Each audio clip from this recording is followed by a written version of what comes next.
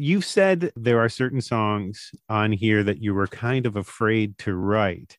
So it's Mm, interesting to think about this sort of darkness. Some of the songs that you were afraid to write on here were the lighter songs. Like mm, Heartlight was one of the songs that I mm. think you said you had trouble writing because you were presenting a more vulnerable side of yourself.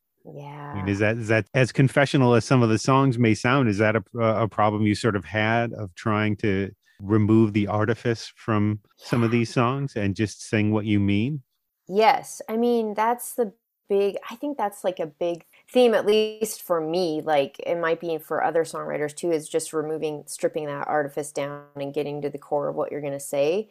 But for me, like, I think I had this world that was like really hooked on everything going wrong in my life and like Hmm. depression and like all this stuff that once I started to like shift and heal in a way, I was like, wow, I don't have to write everything like sad and depressing and like somebody dying and it just being, and so Heartlight was like the first time where I was like, whoa, I could write a song about just like being in love with someone and showing them my heart and that ray of like sunshine that can come out in that expression.